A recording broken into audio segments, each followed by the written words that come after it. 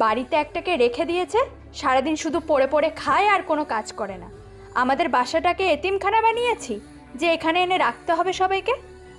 আর বলো না মা, যদি বাবা না থাকতো তাহলে কখনই একে বাড়ি থেকে ঘাড় ধাক্কা দিয়ে বের করে দিতাম। এর মতো ছেলেকে এখানে রেখে কি লাভ বলো তো? সারাদিন পড়ে পড়ে খায় আর ঘুমায়। আমাদের কাছে একটু সাহায্য করলেও তো করতে পারে, কিন্তু সেটাও করে না। রাজকে শুনিয়ে কথাগুলো বলেছিল আদিবা এবং তার মা। রাজ চুপচাপ শুনছিল, কিন্তু কিছুই বলতে পারছিল না, কারণ সে বেকার, তার কিছু করার নেই। সে ইচ্ছে করলেও কোনো কিছু করতে পারবে না। পড়াশোনা করেছে, এখন কি মাঠে কাজ করবে? সে চাকরির অনেক চেষ্টা করছে, কিন্তু চাকরি পাচ্ছে না। এটা সবাই দেখতেছে, কিন্তু আদিবার মা সেটা কিছুতেই মেনে নিতে পারছে না। রাজ তখন নিজের রুমে শুয়ে কান্না করতে শুরু করলো। এটা দেখার পর আদিবার মা এসে পেছন থেকে বলল, এসব ভঙ্গি অনেক দেখিয়েছিস, এসব নাটক করে কোনো লাভ নেই। যদি কাজ করতে না পারিস তাহলে এই বাড়িতে খাবার পাবি না। বেহায়ার মতো তো টেবিলে বসে যাস। রাজ কান্না করতে শুরু করলো। তার কাছে এসব অসহ্য মনে হয়, কিন্তু কি করবে, তার হাতে কিছুই করার নেই। সব কিছু তার সাধ্যর বাইরে। একটু পরে আদিবার বাবা রফিক সাহেব চলে আসলেন। তিনি এসে যখন দেখতে পেলেন রাজ শুয়ে আছে, এটা দেখার পর তিনি বললেন, আরে বাবা রাজ, এই সময় শুয়ে আছো কেন? রাতে খাবারের সময় হয়ে গেছে, রাতের খাবার খাবা না? না চাচা, আমার ভালো লাগছে না, আমি খাবো না। কি বলছো খাবে না? মানে কি? তোমার চাচি মাংস রান্না করেছে, তাড়াতাড়ি চলো খাবে। কি বাবা রাজ, তুমি কান্না করতেছো কেন? তোমার চাচি কি কিছু বলছে? ওই মহিলার কথা শুনবে না। তুমি এই বাড়িতে আমার কারণে থাকছো, আমি তোমাকে এই বাড়িতে রাখতে চেয়েছিলাম। ওই মহিলার কথা শোনার কোনো প্রয়োজন নেই। না চাচা, উনি কি বলবে আমাকে? আমি নিজেই তো এমনিতে বেকার শুয়ে শুয়ে দিন কাটাচ্ছি। আমি কোনো কাজ করি না, কি করব চাচা? আমি তো চেষ্টা করছি, কোনো কিছু পাচ্ছি না। এটা কি আমার দোষ বলো?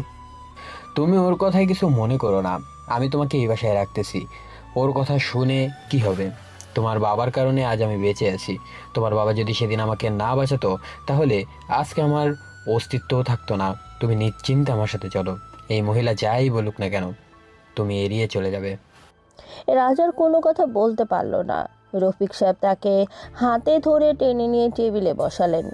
এটা দেখার পর রফিক সাহেবের স্ত্রী কিছুটা মুখ ভেঙচি কেটে চলে গেলেন, কারণ স্বামীর মুখের উপরে কথা বলার অধিকার নেই। রফিক সাহেব অনেক রাগী মানুষ, তার সামনে আজে বাজে কথা বললে মারও খেতে পারে। রাজ কোনো কথা না বলে চুপচাপ খাবার খায়। খাবার শেষ করার পর সে যখন রুমে যাবে, তখন রফিক সাহেব তার হাত চেপে ধরলেন। এটা দেখার পর রাজ তার দিকে তাকিয়ে থাকলো। এরপর রফিক সাহেব তাকে নিয়ে উঠানে বসালেন। এরপর দুজন গল্প করতে শুরু করলেন। তখন রফিক সাহেব তাকে বললেন, বাবা, তোমার বাবা সেদিন আমাকে এত বড় বিপদ থেকে রক্ষা করেছিল, এই কথা আমি কোনোদিন ভুলতে পারবো না। সেই জন্যই তোমাকে আমার বাসায় রাখছি। তুমি ভাবতে পারো যে আমি তোমার প্রতি করুণা করতেছি, না, আমি সামান্য প্রতিদান দেওয়ার চেষ্টা করছি।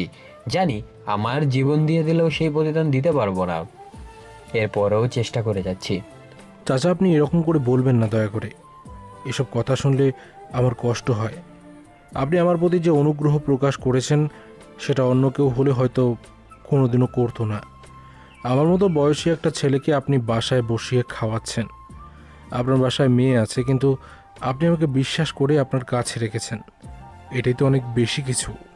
দেখো বাবা, আমি তোমাকে এই কথাগুলো বলতেছি কারণ আমি জানি আমি যতই বাসায় থাকার চেষ্টা করি না কেন, যখন বাসার বাইরে যাই তখন তোমার চাচি তোমার সাথে খারাপ ব্যবহার করে। আমি এই ব্যবহারের জন্য লজ্জিত। কি বলেন চাচা? চাচির ব্যবহারে আমি কেন কষ্ট পাবো? চাচির ব্যবহারে কষ্ট পাওয়ার কোনো কারণ নেই। আমার মা যদি বেঁচে থাকতেন তাহলে কি আমাকে শাসন করতেন না? আমি তো চাচিকে আমার মায়ের মতোই দেখি। বাবা, তোমার মতো ছেলে আমি সত্যি খুবই কম দেখেছি। এই বয়সের ছেলেরা কত বাজে নেশায় জড়িয়ে পড়ে, কিন্তু তুমি কোনো বাজে নেশা জড়িয়ে পড়া তো দূরের কথা, কোনোদিন কোনো খারাপ কথা তোমার মুখ থেকে বের হয়নি। আমি সত্যি অবাক হই মাঝে মাঝে তোমাকে দেখে। আমিও তো তোমার বয়সে ছিলাম, কত খারাপ কাজ করেছি তখন। আমি ওসব কথা মনে করতে চাই না। আমি আপনার ঋণ কোনোদিনও শোধ করতে পারবো না। আপনি যেভাবে আমাকে আপনার বাসায় রেখেছেন, তবে আমি কথা দিচ্ছি, একদিন আপনার সব কষ্ট আমি ভুলিয়ে দেব। একদিন আপনি গর্ব করবেন আমাকে নিয়ে। রফিক সাহেবের রাজকে জড়িয়ে ধরে নিজের রুমে চলে আসলো। এইদিকে নতুন বৃষ্টির পানি এসেছে সমুদ্রে। তখন বিশাল ঢেউ তাদের বাড়িটা সমুদ্র থেকে তেমন একটা দূরে নয়, 2 মাইলের দূরত্ব। বাতাস বইছে চারিদিকে। সমুদ্রের মধ্যে বিশাল ঝড় উঠেছে। এই ঝড়ের মধ্যে একটা ট্রলার ভাড়া করে বেড়াচ্ছে একটা নৌকাটা পাড়ে আসার জন্য আপ্রাণ চেষ্টা করে যাচ্ছে। সেখানে 2টা লোক মাছ ধরার জন্য মাঝে মধ্যে একটু সমুদ্রের গভীরে যাওয়ার চেষ্টা করেছিল, কিন্তু সেখানে গিয়ে এবারে ঝড়ের কবলে পড়বে এটা তারা ভাবতে পারেনি। কিন্তু এই ট্রলার করে কারা রয়েছে তারা জানে না। এই সমুদ্র থেকে মাঝে মাঝে মানুষ উধাও হয়ে যায়। অনেকে ভাবে হয়তো মানুষগুলো ডুবে মারা গেছে, কিন্তু যারা এই সমস্যার সম্মুখীন হয়েছে তারা জানে কিভাবে তারা প্রাণ হারায়। কিন্তু তারা তো আর সাক্ষী দিতে পারবে না, সেই জন্যই কেউ জানতে পারে না আসলে ব্যাপারটা। যখনই ট্রলারটা কাছাকাছি চলে এসেছে নৌকার, তখনই কোথাও থেকে এই ঝড়ের মধ্যে একটা স্পাইবোট আসলো। ট্রলারের থাকা লোকগুলো বন্দুক হাতে নিয়ে যখনই ওই দিকে গুলি করতে যাবে, তখন দেখতে পেল তাদের পেছন থেকে আরও একটা স্পিরিট বোট আসতেছে। এটা দেখার পর তারা কিছুটা ভয় পেয়ে গেল। স্পিরিট বোটটা একদম ট্রলারের কাছাকাছি চলে আসলো এবং উঠে পড়লো সেই ট্রলারের মধ্যে। বন্দুক হাতে থাকা 2টা ছেলেকে তারা জিম্মি করে ফেললো। বাকিরা সবাই পালানোর চেষ্টা করেছে। একজন তো সমুদ্রে লাফ দিবে, সেই সময় গুলি করা হলো তার মাথায়। সে সঙ্গে সঙ্গে ছিটকে পড়ে গেল সমুদ্রে। ট্রলারের চালক সহ মোট 4 জন ছিল সেই ট্রলারের মধ্যে।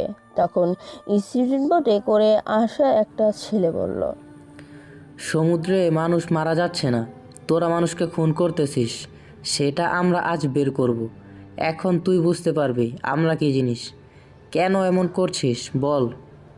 তখন এই কথা শোনার পরে ছেলে দুটো কান্না করতে শুরু করলো। তারা কান্না করে সামনে থাকা ছেলেটার দিকে তাকিয়ে বলল, স্যার, আমাকে ক্ষমা করে দেন, আমি ভুল করে ফেলেছি, আমাকে মাফ করে দিন। আমরা মানুষকে খুন করি না, আমরা তো এদেরকে ধাওয়া করেছিলাম। এরা যে এই মাছগুলো মেরেছে সেগুলো আমরা ছিনতাই করতে চেয়েছিলাম। নতুন মাছ এসেছে, সেই জন্য তারা অনেক মাছ পেয়েছে, আমরা সেগুলো ছিনতাই করতে চাইছিলাম। কথাটা বলতে ঠাস করে একটা বসিয়ে দিল ছেলেটা ওই লোকটার গালে। লোকটা তখন কান্না করতে শুরু করলো। ছেলেটা তার গলা চেপে ধরে বলল, ফাজলামি করিস আমার সাথে? মাছের জন্য কেউ এভাবে মানুষের পেছনে ট্রলার দিয়ে ধাওয়া করে? যে ট্রলার ভাড়া করে এনেছিস সেই ট্রলারের ভাড়াও তো পাবি না এই ছিনতাই করে, তাহলে তোদেরকে কেন ধাওয়া দিয়েছিলে বল।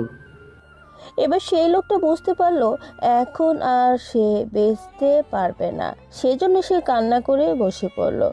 তখন তারা ট্রলারের সমুদ্রের তীরে নিয়ে যাওয়ার কথা বলল। চারিদিকে তখন ঢেউ, কিন্তু সেই ছেলে 2টা ভয় পাচ্ছিল না। তারা লোক 2টাকে টেনে নিয়ে গিয়ে গাড়িতে তুলল। গাড়ি চলতে শুরু করলো।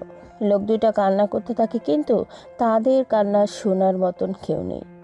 ছেলেগুলো তাদের মুখ বেঁধে দিয়েছে যেন চিৎকার করতে না পারে।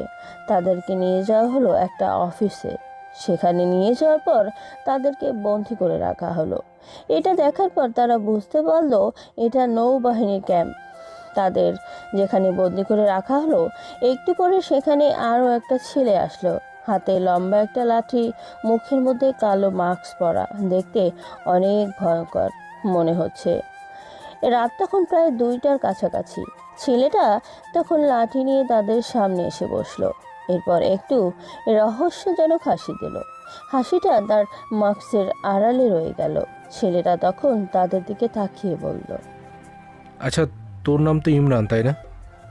কথাটা শোনার পর সামনে থাকা লোকটা কিছুটা ক্ষেপে উঠল। এই লোকটার নাম ইমরান। তবে ছেলেটা কিভাবে জানলো লোকটার ব্যাপারে? তখন লোকটা বলল, ভাই, আমাকে ক্ষমা করে দাও, আমি আর কোনো দিন এরকম কোনো কাজ করব না। এবারের মতো আমাদেরকে ছেড়ে দাও, আর তোমরা কি চাও সেটা আমাকে বলো। আমি তোমাদেরকে সেটার ব্যবস্থা করে দিব। আমরা যেটা চাই সেটা তোরা দিতে পারবি না। আমরা চাই তোদেরকে আমরা শেষ করে দেব। পারবি নিজেদের জীবন দিয়ে দিতে? ভাই, দয়া করে আমাদেরকে মেরো না। আমরা কি করেছি বলো? আমরা তো বললাম টাকা পয়সার প্রয়োজন হলে আমরা দিয়ে দিব, এর পরেও আমাদেরকে ছেড়ে দাও। ছেলেটা তখন মারতে শুরু করলো দুজনকে। এরপর মারতে মারতে বলল, বল, তোরা ওখানে কেন এরকম করিস? আর ওই জেলেদেরকে কোথায় নিয়ে রেখেছিস যাদেরকে নিয়ে গুম করে ফেলেছিস? এতগুলো লোককে নিয়ে কোথায় বন্দি করে রেখেছিস বল? ভাই, কী সব বলছেন? জেলেদেরকে বন্দি করব কেন? আমরা এসব ব্যাপারে কোনো কিছুই জানি না। আমরা তো গিয়েছিলাম ওই লোকগুলোকে আটকে রেখে তাদের কাছ থেকে মুক্তিপণ আদায় করার জন্য, আর কিছু না। আবার মিথ্যা কথা বলে? তোরা কি আমাদেরকে এতটাই বোকা মনে করিস? আর তুই আমাকে চিনিস? আমি কে? আমি হচ্ছি Irfan Mirza, secret commando officer. এই কথা শোনার পরেই সামনে থাকা লোকটা কাঁদতে শুরু করলো, কারণ সে এই নামটা অনেক জায়গায় শুনেছে কিন্তু কোনোদিন দেখেনি ইরফান মির্জাকে। আজ সামনে থেকে দেখছে, এটা ভাবতেই তার কাছে কেমন জানি মনে হচ্ছে। তার ভেতরে একটা ভয় সৃষ্টি হয়েছে। তখন ছেলেটা তার গলা চেপে ধরে বলল, আমি যখন কোনো অপরাধীকে ধরি তার আগে ওর অপরাধীর ব্যাপারে সব কিছু জেনে আসি। তুই ইমরান এবং তোর বসকে সেটা যদি সরাসরি বলে দিস তাহলে তুই মুক্তি পেয়ে যাবি। আর যদি আমাকে কষ্ট করে বের করতে হয় তাহলে তুই আর বেঁচে থাকবি না। তোর লাশ আমি এখানে ফেলে দেব। স্যার, বিশ্বাস করেন, আমি এসবের কোনো কিছুই জানি না। আমি শুধুমাত্র টাকার কারণে এই কাজ করি। আমাকে টাকা দেওয়া হয়, আমি জেলেদেরকে কিডন্যাপ করে নিয়ে তাদের কাছে ছেড়ে দিয়ে আসি। তারা একটা নির্দিষ্ট ঠিকানায় জাহাজ পাঠিয়ে দেয়, আমি সেই জাহাজে গিয়ে এই জেলেদেরকে তুলে দিয়ে চলে আসি। আমি জানি তুই এমন কাউকে চিনিস যার মাধ্যমে আমরা এই অপরাধীদের কাছে পৌঁছাতে পারবো। তাই সরাসরি আমাদেরকে বলে দে, কারণ একবার আমার হাত চলতে শুরু করলে কেউ আমাকে থামাতে পারবে না।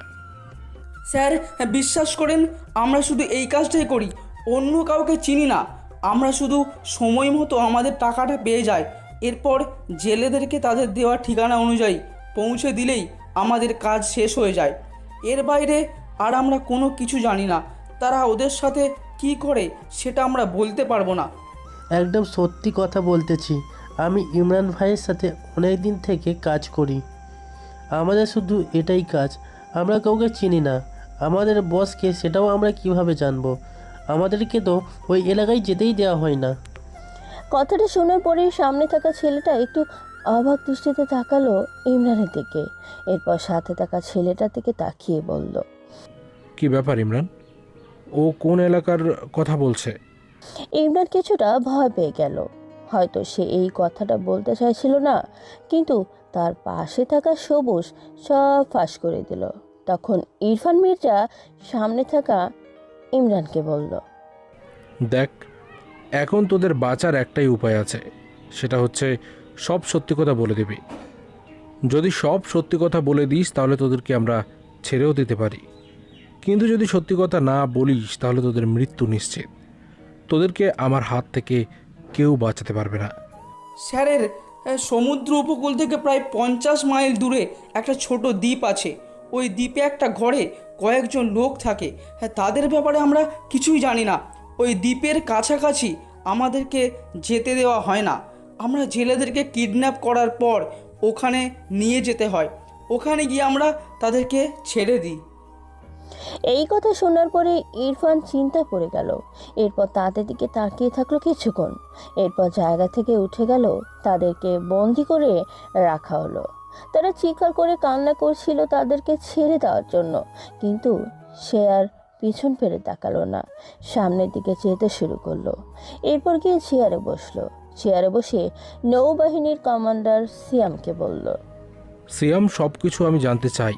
প্রয়োজন হলে তুমি আমাকে ডাকবে, আমি ওখানে যাব। আমি যে করেই হোক কালকের মধ্যে সব ইনফরমেশন চাই। যদি না পাই তাহলে অনেক খারাপ হয়ে যাবে। স্যার, আপনি কোনো চিন্তা করবেন না, আমি সময় মতো আপনাদেরকে ইনফরমেশন পৌঁছে দিব। আপনি নিশ্চিন্তে থাকতে পারেন। এরপর ইরফান মির্জা সেখান থেকে চলে আসলো। তাকে তাড়াতাড়ি যেতে হবে সমুদ্রের মধ্যে। এই সমুদ্রের মধ্যেই তাদের সকল কাজকর্ম। সমুদ্র ভালোবেসেছিল সে। ছোটবেলা থেকে ইচ্ছে ছিল সমুদ্রের রহস্য উদ্ঘাটন করবে, তাই নৌবাহিনীতে যোগ দিয়েছে। এখন সে বুঝতে পারছে জীবনের কত গুরুত্বপূর্ণ একটা সিদ্ধান্ত সে নিয়েছে। প্রতিটা মুহূর্তে সে আতঙ্কে থাকে। সমুদ্রের মধ্যে দুর্নীতি চলছে, কিন্তু কেউ কিছু বলতে পারে না। সমুদ্র সৃষ্টিকর্তার পক্ষ থেকে দেওয়া একটা বিশেষ উপহার। সমুদ্রের মাধ্যমে দেশে যতটা উন্নতি হয় তার থেকে বেশি মানুষ উপকৃত হয়, কারণ সমুদ্রের মধ্যে দিয়ে আমরা প্রকৃতিকে সতেজ রাখতে পারি। এদিকে পরের দিন সকালে আদিবা বের হয়ে গেল তার কলেজের উদ্দেশ্যে। কলেজ থেকে যখন ফিরছিল তখন হঠাৎ করে দুইটা ছেলে তাকে ঘিরে ধরে। তাকে নিয়ে বাজে মন্তব্য করতে শুরু করে। সে কিছুটা ভয় পেয়ে যায়, কারণ এই ছেলেগুলো অনেক দিন থেকেই তাকে বিরক্ত করছে, কিন্তু সে কিছু বলতে পারে না। এই রফিক সাহেব গার্মেন্টসের ব্যবসা করেন, সব সময় বাসায় থাকেন না। আর বলেই বা কী হবে, এই দুটো ছেলে খুবই ভয়ঙ্কর, নেশায় মত্ত থাকে সব সময়। তখন ছেলেটা আদিবার হাত ধরে বলল, কি গো সুন্দরী, আজকেও পালিয়ে যাচ্ছ আমাদের হাত থেকে? তুমি জানো না এই রাজুর হাত থেকে বাঁচা কারোর পক্ষেই সম্ভব না? তোমাকে বললাম চলো আমাদের সাথে, আমরা একটু ঘুরতে যাই। ছাড়ুন আমাকে। আপনাদের এই বাজে কথা শোনার জন্য আমি এখানে দাঁড়াইনি। আমাকে যেতে দিন, আমাকে বাসায় যেতে হবে। এত তেজ দেখাও কেন সুন্দরী? তোমাকে কি আমরা আটকে রাখবো নাকি? তোমাকে আমরা ছেড়ে দিব, কিন্তু এর আগে তো আমাদের সাথে যেতে হবে। চলো আমরা দুজন একটু ঘুরে আসি। বলেই ছেলেটা আদিবাকে টানতে শুরু করলো। আদিবা তখন চিৎকার করে কান্না শুরু করলো, কিন্তু আশেপাশের কেউ নেই। হঠাৎ করে রাজু নামের ছেলেটার মাথার পিছনে কেউ একজন শক্ত কিছু দিয়ে আঘাত করলো। ছেলেটা মাটিতে শুয়ে পড়লো। তখন তার পাশে থাকা ছেলেটা দৌড়াতে শুরু করলো, কারণ রাজুর অবস্থা একদম খারাপ। এখন তার পালানো ছাড়া কোনো উপায় নেই। ছেলেটার পেছনে দৌড়াতে শুরু করলো রাজ। এটা দেখার পর আদিবা কিছুটা সাহস পেল। সে ভেবেছিল এই ছেলেটার হাতেই হয়তো আজ থেকে সব কিছু হারাতে হবে, কিন্তু রাজ সময় মতো এসে তাকে বাঁচিয়ে দিল। রাজ তখন ছেলেটাকে কিছুক্ষণ তাড়া করে ধরতে না পেরে পেছন ফিরে আসলো। এরপর রাজুর সামনে এসে তাকে মারতে মারতে বলল, তোর সাহস কি করে হলো? তুই এখানে বসে মেয়েদেরকে ইফটিজিং করছিস? আর একদিন যদি এই কাজ করতে দেখি তাহলে আজকে ছেড়ে দিয়েছি, পরের দিন থেকে আর ছাড়বো না, একদম জানে মেরে ফেলবো। আদিবা চোখ বন্ধ করে দাঁড়িয়ে আছে। সে রক্ত সহ্য করতে পারে না, কিন্তু তার সামনে রাজুর মাথা থেকে রক্ত গড়িয়ে পড়তেছে। তখন রাজ আদিবার হাত চেপে ধরলো, এরপর নিয়ে যেতে শুরু করলো। আদিবা কোনো কথা বলতেছে না, রাজের সাথে হাঁটতেছে। তখন কিছুটা দূরে গিয়ে রাজ আদিবার হাত ছেড়ে দিয়ে বলল, আদিবা, তুমি কেন এটা করলে? তুমি তো বলতে পারতে এটা। চাচাকে না বলো, আমাকে তো বললে আগে আমি এই সমস্যাটা সমাধান করতে পারতাম। আর যদি আমি সময় মতো না আসতাম তাহলে তো তোমাকে একটা বিপদের মধ্যে পড়তে হতো। তুমি কেন এরকম করো সবসময়? আদিবা কোনো কথা বলছে না, চুপচাপ দাঁড়িয়ে আছে রাজের কথাগুলো শুনে। আজ কেন জানি তার মনের ভেতরে অদ্ভুত একটা অনুভূতি হচ্ছে। তখন আদিবা আস্তে করে বলল, আমাকে এখন বাসায় যেতে হবে। যদি বাসায় যাও তাহলে চলো। বলেই হাঁটা শুরু করলো। রাজ তখন তার পেছন পেছন বাসা পর্যন্ত গেল। আদিবা বাসায় গিয়ে সোজা রুমের মধ্যে চলে গেল। এরপর দরজা বন্ধ করে চিন্তা করতে শুরু করলো। আমি কি কোনো ভুল করছি? রাজ আমাকে আজকে এত বড় একটা বিপদ থেকে বাঁচালো, কিন্তু আমি দিনের পর দিন তাকে অবহেলা করি, অপমান করি। সেই বাড়িতে পড়ে থাকে বলে তার বাবাকে খুন করা হয়েছে, না হলে তো সে এই বাসায় থাকতো না। কিন্তু আমি তার সাথে এতটা খারাপ ব্যবহার করি। তার বাবা আমার বাবাকে বাঁচালো, আজ আমাকে সে বাঁচালো, কিন্তু আমি তাকে কি সঠিক মূল্য দেই? না, আর ভাবতে পারছি না। আদিবা আর কিছু ভাবতে পারল না। সে শুয়ে থাকলো কিছুক্ষণ। এরপর দরজা খুলে যখন বাইরে গেল তখন দেখতে পেল রাজ বাসার মধ্যে নেই। তার মা তখন তার কাছে আসলো। আদিবা তখন তার মাকে বলল, আম্মু, আমার মনে হয় আমরা দুজনেই ভুল করছি। রাজ আমাদের বাসায় বিপদে পড়ে থাকে, তাকে আমরা অনেক অপমান করি। আমাদের কি এটা ঠিক করা হচ্ছে? কি বলছিস আদিবা? তোর মাথা নষ্ট হয়ে গেছে? তুই এরকম কথা বলছিস কেন? ছেলেটা আমাদের বাসায় বসে কত টাকা নষ্ট করছে সেটা কি বুঝতে পারছিস না? এত বড় একটা ছেলে, পড়াশোনা করেছে, এখন তার উচিত কোনো একটা কাজ করা। তোর বাবা কতটা কষ্ট করছে এই পরিবারটা চালানোর জন্য, কিন্তু সে কোনো কাজ করে না। এত বড় একটা ছেলে শুধু বসে বসে খায়, কিন্তু তুই হঠাৎ করে এরকম কথা বলছিস কেন? আম্মু, আমি এটা বুঝতে পারলাম সে কোনো কাজ করে না, কিন্তু তুমি কি জানো আজকে সে আমার জীবন বাঁচিয়েছে? তোমাকে এই রাজু নামের একটা ছেলের কথা বলেছিলাম না, আমাকে কলেজে যাওয়া আসার সময় বিরক্ত করে? আজকে আমাকে তুলে নিয়ে যেতে চেয়েছিল, আমাকে আটকে দিয়েছিল, এরপর কুপ্রস্তাব দিয়েছে, কিন্তু আমি সেটাতে রাজি না হওয়ায় আমাকে তুলে নিতে চেয়েছিল। ঠিক সেই মুহূর্তে রাজ আমাকে বাঁচিয়েছে। এই কথা শোনার পর আদিবার মা ভয় পেয়ে গেলেন। তিনি তার মেয়ের কথা শুনে মনে করেছিলেন এটা স্বাভাবিক ব্যাপার, কিন্তু এত বড় একটা পর্যায়ে চলে যাবে তিনি ভাবতে পারেননি। তখন তিনি তাকে বললেন, কি বলছিস মা? ওই ছেলেটা আজকে তোকে এতটা জঘন্য প্রস্তাব দিয়েছিল? আমি তো ভেবেছিলাম এমনি যাওয়া আসার সময় বিরক্ত করে, কিন্তু ও সত্যি সত্যি তোকে খারাপ প্রস্তাব দিয়েছে।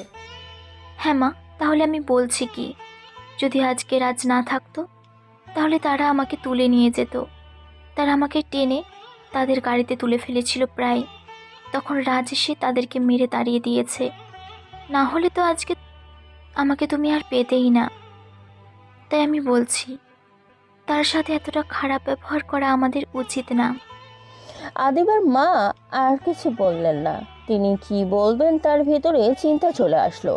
ছেলেটাকে এতটা অপমান করেন, এতটা অবহেলা করেন, এই সুযোগে হয়তো সে আদিবের ক্ষতি করতে পারত, প্রতিশোধ নিতে পারত, কিন্তু সেটা না করে বাঁচিয়েছে তার মেয়েকে।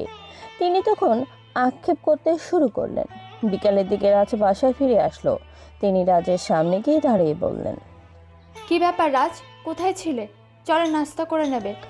কথাটা শোনার পর রাজ কিছুক্ষণ তাকিয়েছিল আদিবার মায়ের দিকে। তিনি তো কোনোদিন এরকম করে খাবারের জন্য ডাকে না, আজকে হঠাৎ করে ডাকলেন কেন? তাকে অবাক দৃষ্টিতে তাকিয়ে থাকতে দেখে আদিবার মা বললেন, বাবা, আমি আদিবার মুখ থেকে সব কিছু শুনেছি। আমরা তোমার সাথে অনেক খারাপ ব্যবহার করি, তাই না? আসলে বাবা, আমি আমার স্বামীর কষ্টটা দেখে এরকম করি। সে কতটা কষ্ট করে এই পরিবারটা চালানোর জন্য, কিন্তু তুমি এখানে বসে থাকো, কোনো কাজ করো না, সেই জন্য এরকম কথা বলি। তোমার নিজেরও তো ভবিষ্যৎ আছে। চাচি, আপনাকে কোনো চিন্তা করতে হবে না। আমি এসব শুনে কখনো কিছু মনে করি না। আপনি আমার গুরুজন, আমাকে বকা দিতেই পারেন, তবে আপনাকে একটা সুসংবাদ দেই। আমি একটা জাহাজে চাকরি নিয়েছি, সেটার খবর আপনাকে জানাতে এসেছি। আজকে সারাদিন সেটা নিয়েই ব্যস্ত ছিলাম।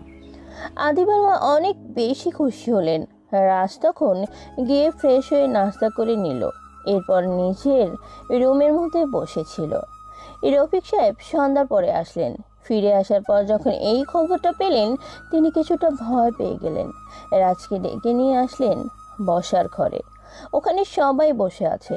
তখন তিনি রাজকে বললেন, বাবা রাজ, তুমি আজকে একটা ভুল সিদ্ধান্ত নিতে চলেছো। তোমার বাবাকে মরতে দেখলে সমুদ্রে, এরপরেও তুমি সমুদ্রের চাকরি নিতে চাইছো? অন্য কোনো কাজ করতে পারো না? আর যদি কাজ না পাও তাহলে আমি খাওয়াবো, সমস্যা নেই, কিন্তু সমুদ্রে চাকরি করা বাদ দাও।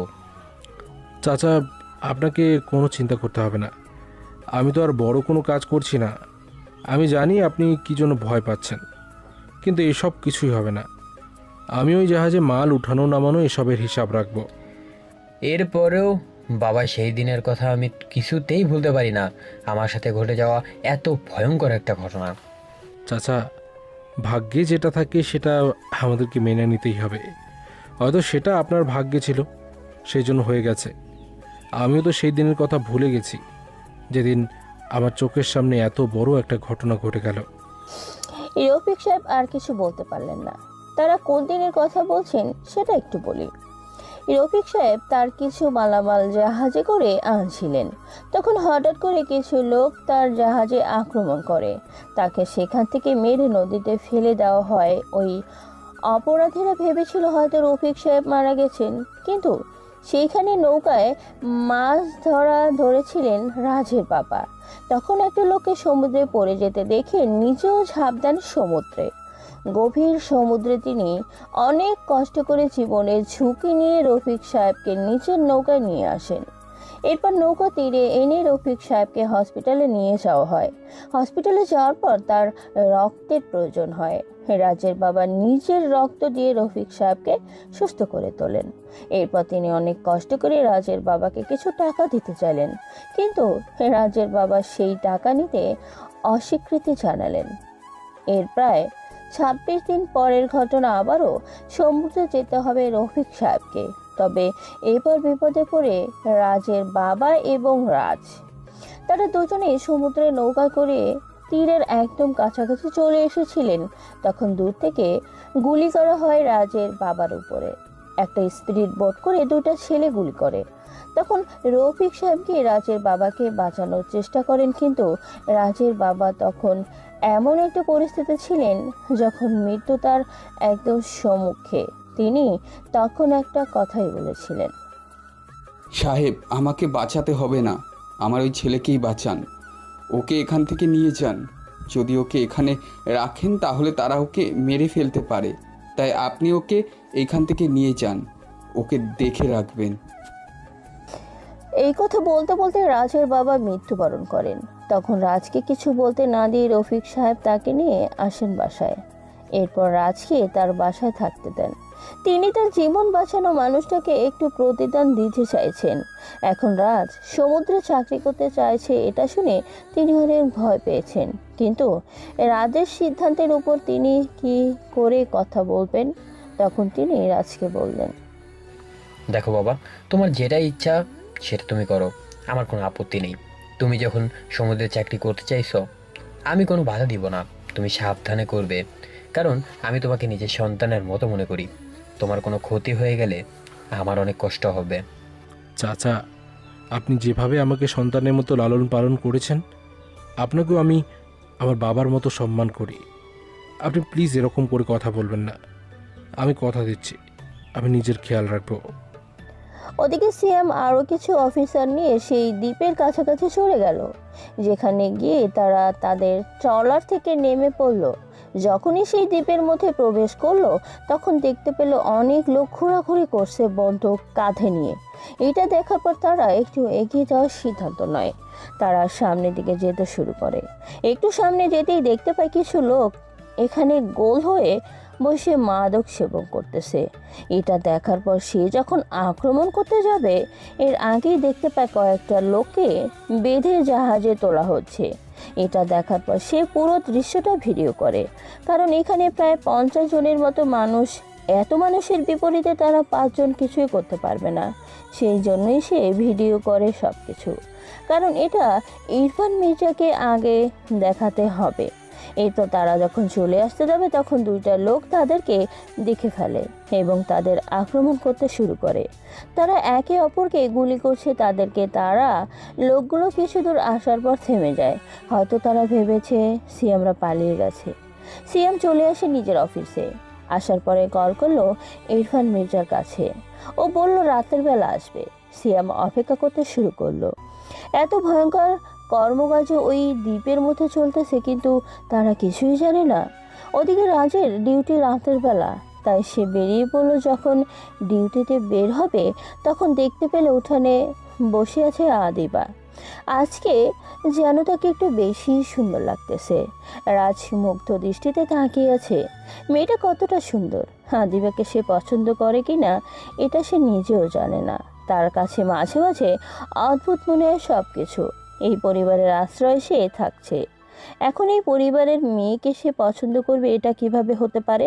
সে কিছু না বলে, কারণ এটা অকৃতজ্ঞতা ছাড়া আর কিছুই হবে না। তবে আদিবা যে তাকে পছন্দ করে না এটা সে নিশ্চিত। সে বেরিয়ে আসতে যাবে, আদিবা তাকে দেখে বলে, রাজ কোথায় যাচ্ছ? আজকে তো আমার ডিউটি রাতের বেলা, সেই জন্য বেরিয়ে যাচ্ছে ডিউটিতে।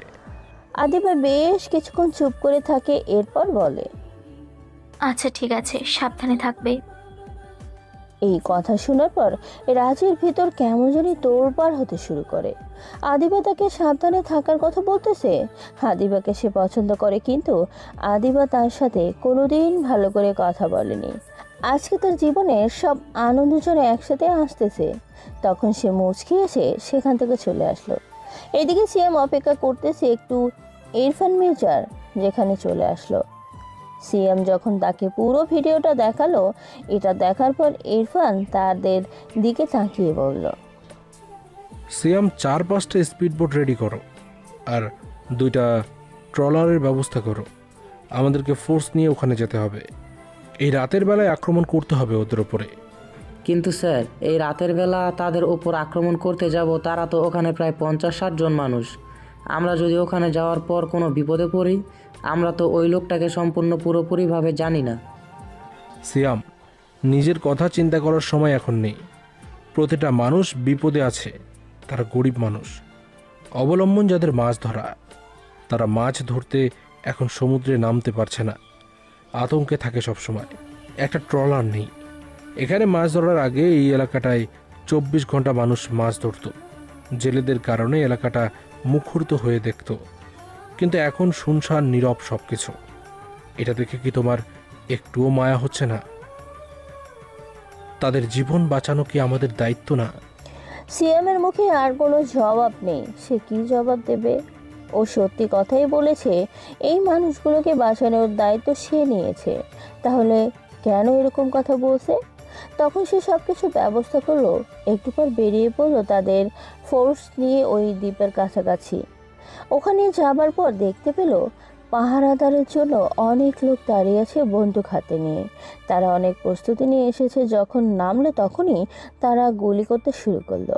ইরফান সিয়ামের দিকে তাকিয়ে বলল, সিয়াম, ওরা পালিয়ে যাওয়ার চেষ্টা করবে, তুমি ওদেরকে পালাতে দেবে না। ওদের সবাইকে আজকে এখানে শেষ করব। ওদের কিছুতেই পালাতে দেওয়া যাবে না। তুমি যাও, গিয়ে ওই দিকটাতে দাঁড়াও, যাতে কোনো একটা লোকও এখান থেকে জান নিয়ে ফিরতে না পারে। সিয়াম দৌড়ে গিয়ে সেখানে দাঁড়ালো। কয়েকটা লোক ভেবেছিল পালিয়ে চলে যাবে, তাই তারা স্পিরিট বোর্ডের কাছাকাছি চলে এসেছিল। সিয়াম তাদেরকে গুলি করে মেরে ফেললো। বাইরের লোকগুলোকে মারার পর তারা যখন ঘরের ভিতরে প্রবেশ করতে যাবে, তখন দেখতে পায় দরজার সামনে আরও লোকজন বন্দুক হাতে নিয়ে দাঁড়িয়ে আছে। তখন সিয়াম তাদেরকে ধাক্কা দিয়ে ভেতরে ঢুকে যায় এবং তাদের সাথে মারধর করতে শুরু করে। ইরফান তখন সামনের দিকে দৌড়ে যায়, গিয়ে ওই ঘরের ভেতরে থাকা দুজনকে বের করে নিয়ে আসে। তার মধ্যে একটা মেয়ে আর একটা ছেলে। এটা দেখার পর ইরফান তাদেরকে টানতে টানতে বাইরে নিয়ে আসে। রাতের অন্ধকার চারিদিকে শুধু পানির ঢেউয়ের শব্দ। এর মধ্যে তারা চিৎকার করতেছে, কারণ ইরফান কারো উপর দয়া করে না। সে লাঠির মধ্যে মশালের মতো করে আগুন জ্বালিয়েছে, এরপর সেটা তাদের পায়ে লাগাচ্ছে। তখন সামনে থাকা ছেলেটা দিকে তাকিয়ে বলল, এখন তাড়াতাড়ি তাদের পরিচয়টা বলে দে, আর তোরা কেন এই কাজ করছিস সেটা একটু ক্লিয়ার করে বলে দে, না হলে আমার মাথা গরম হয়ে যাবে। স্যার, আমাদেরকে ছেড়ে দেন। আমরা ইচ্ছা করে এই কাজ করিনি। আমরা টাকার লোভে পড়ে গিয়েছিলাম, সেই জন্য এই কাজ করতে শুরু করেছি। আমার নাম শুভ, আর এই মেয়েটা হচ্ছে নীলা। এখানে যতগুলো মেয়েকে তুলে নিয়ে আসা হয়, ওদেরকে এই মেয়েটাই কন্ট্রোল করে। আমি আর কথার আগা মাথা কিছুই বুঝতে পারলাম না। তোরা কি এখানে মেয়েদের ব্যবসা চালাচ্ছিস নাকি? আসলে স্যার, আমি এবং নীলা এই এলাকার দায়িত্বে আছি। এখানে ইমরান এবং তার লোকজন এনে জেলেদেরকে দিয়ে যেত, এবং আমাদের আরও একটা গ্রুপ আছে। ওই গ্রুপের নেতৃত্ব দিচ্ছে রাকিব নামের একটা ছেলে। ও বিভিন্ন কলেজ ভার্সিটি থেকে মেয়েদেরকে কিডন্যাপ করে এখানে নিয়ে আসে। এরপর এখান থেকে আমরা তখন তাদেরকে বিভিন্ন দেশে পাচার করে দিই। এটা সমুদ্রের মধ্যে, সেই জন্য কেউ এখানে থেকে পালিয়ে যেতে পারে না। এই কথা শোনার পর ইরফান মির্জার মাথা নষ্ট হয়ে যায়। সে মারতে শুরু করে দুজনকে। এরপর তাদেরকে বলে, এতটা জঘন্য কাজ করেছিলি, আজ তোদেরকে কেউ আমার হাত থেকে বাঁচাতে পারবে না। আজকে তোদের দুজনকে এখানেই মরতে হবে। তোরা কি ভেবেছিস এরকম অন্যায় করে যাবি দিনের পর দিন আর কেউ তোদেরকে ধরতে পারবে না? স্যার, আমরা জানি আমরা অন্যায় করেছি, তবে এখন আমাদের এখান থেকে ছোটার আর কোনো উপায় নেই। আমরা একবার যেই অন্যায় পথে পা বাড়িয়েছি সেই পথ থেকে আমাদেরকে আর কেউ বাঁচাতে পারবে না। আমরা অনেকবার চেষ্টা করেছি, কিন্তু আমাদেরকে জিম্মি করে এখানে রাখা হয়েছে। প্রথমে টাকার জন্য এখানে এসেছিলাম, কিন্তু এখন টাকা থেকে বড় বিষয় হচ্ছে এখান থেকে আমরা বেঁচে ফিরতে পারবো না। যদি এখান থেকে পালাতে চাই তাহলে আমাদেরকে মরতে হবে। কেন? তোমাকে কে মারবে? আর তোমরা টাকার কারণে এখানে এসেছো। এখন তোমরা টাকা নিবে না, বাদ দিয়ে দিবে, কিন্তু তোমাদেরকে মেরে ফেলা হবে কেন?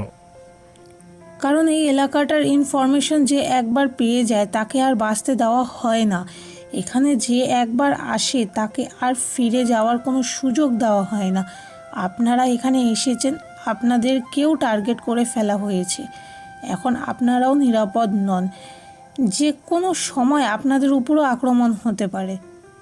কিন্তু কে করছে এসব সেই ব্যাপারে আমাদেরকে জানতে হবে। কে করছে এসব সেটা কি তোমরা জানো? না স্যার, এই ব্যাপারে আমাদের কোনো ধারণা নেই। আমরা শুধু এখানে টাকা পাই, সেই জন্যই কাজ করি। আমাকে এখানে অনেক মেয়েকে কন্ট্রোল করতে হয়। এখানে ভার্সিটি কলেজের থেকে মেয়েদেরকে কিডন্যাপ করে নিয়ে এসে দেওয়া হয়। আমি তাদেরকে এখানে আটকে রাখি, এরপর বিভিন্ন দেশে তাদেরকে পাচার করা হয়। আচ্ছা, সেটা না হয় বুঝলাম, কিন্তু ওই জেলেদেরকে দিয়ে কি করা হয় সেটাই তো বুঝলাম না। ওরা অশিক্ষিত মানুষ, ওদেরকে দিয়ে কোনো কাজ হবে না। তারা কেন জেলেদেরকে কিডন্যাপ করে নিয়ে আসে?